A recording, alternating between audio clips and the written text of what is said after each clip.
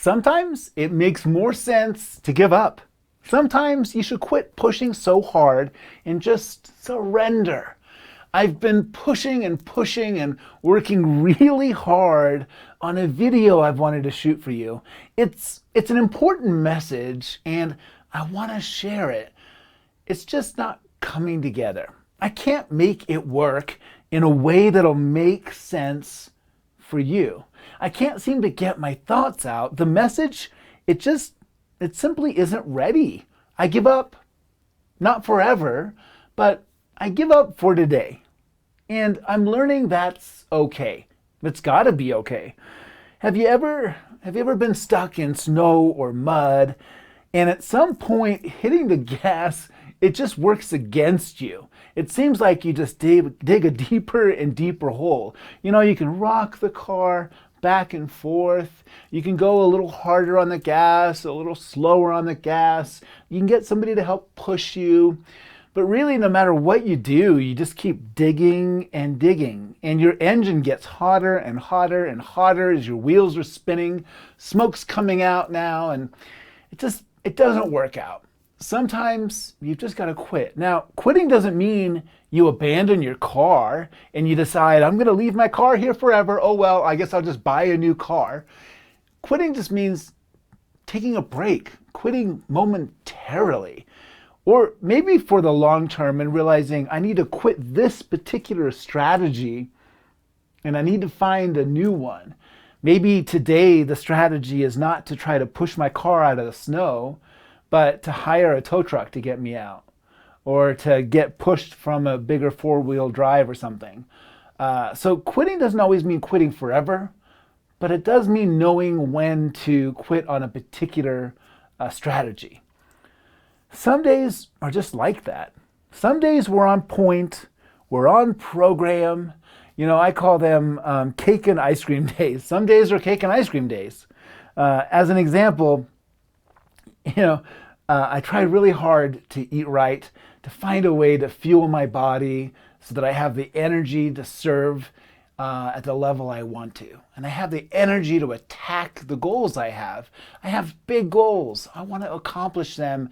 And I know I need power and strength and vitality to take them on.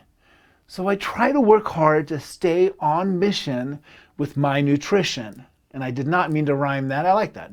On mission with my nutrition. But some days are cake and ice cream days.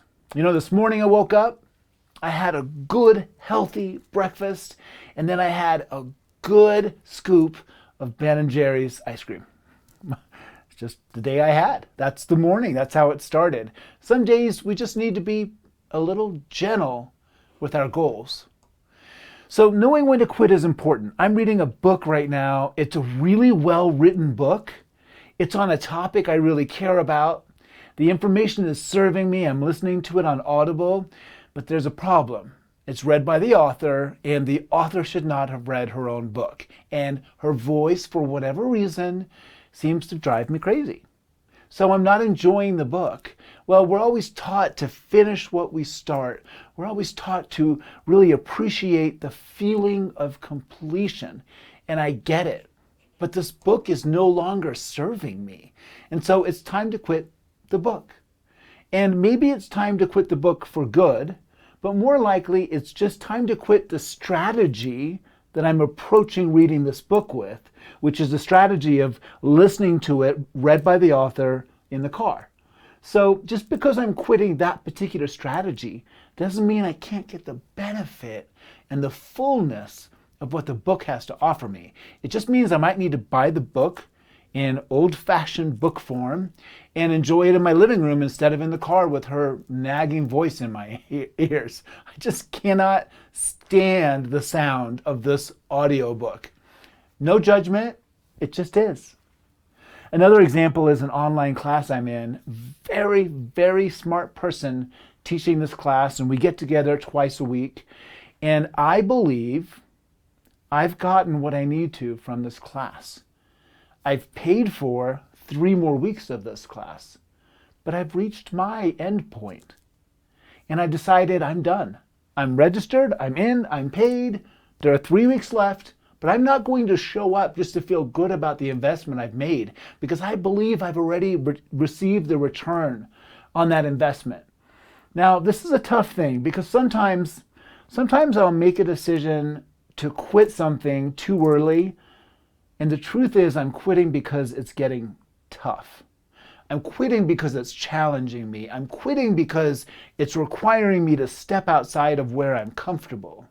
So it's really important to experiment with this, and that's what I've done.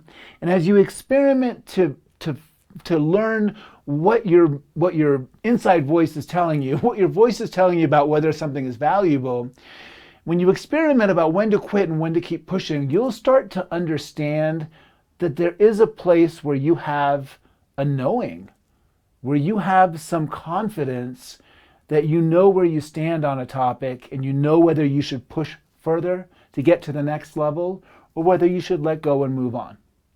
I realize if I don't honor the truth in this moment with myself, with any situation, I'm going to burn out. For instance, if I kept pushing on creating that video that wasn't coming together for you today, I probably would have ended up in total frustration, and I wouldn't have created any video today.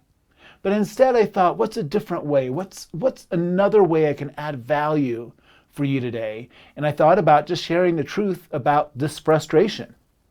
Otherwise, if I keep pushing, I'll just end up burning out and I'll be miserable. High performance is about sustained performance over the long term. We can't sustain high performance unless we learn when to push, when to pull, and when to simply let go. The truth of a successful trajectory is not a straight line. It looks more like this. When I look at my weight as I've tracked it I've charted it over the last few months, it's taught me a lot. You know, what tends to happen for me is I drop a little weight, I sustain at the new low level for a day or two, but then I bounce.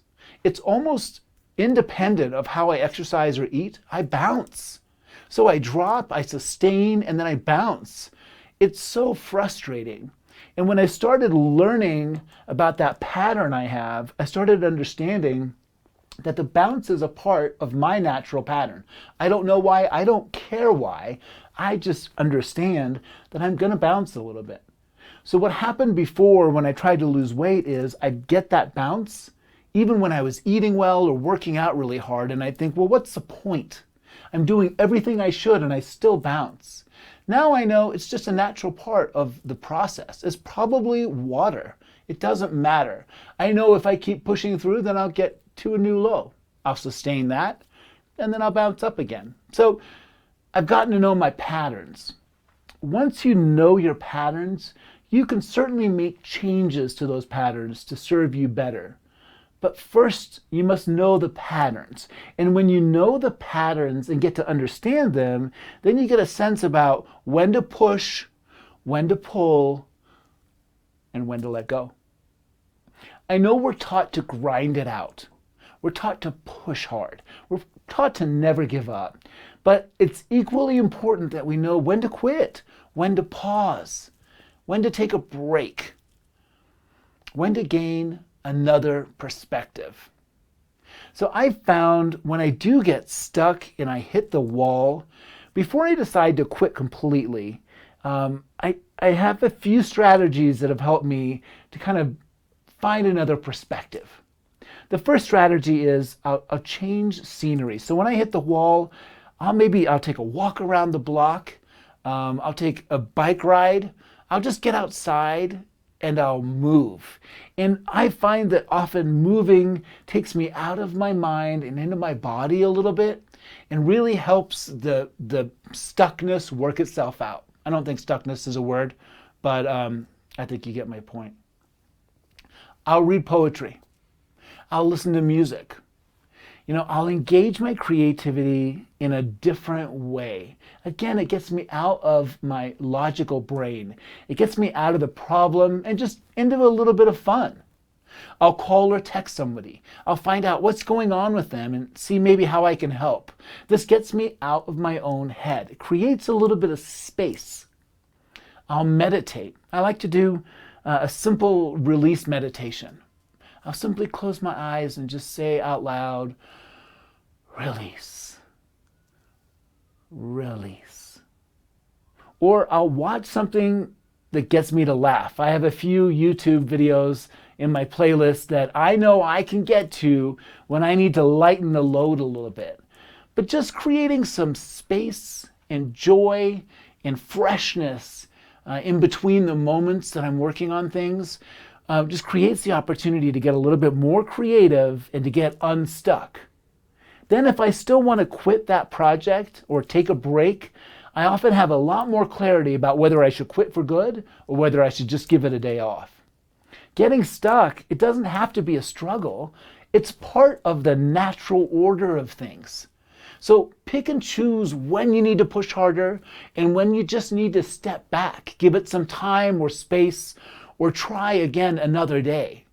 As you experiment, as you practice listening to that voice of knowing that tells you whether to quit or push forward, you'll get to understand a little bit better about when to listen to that voice and when not to listen to that voice. And your relationship with that voice will help your knowing. Some days, though, just remember, it might be a cake and ice cream day. Enjoy it.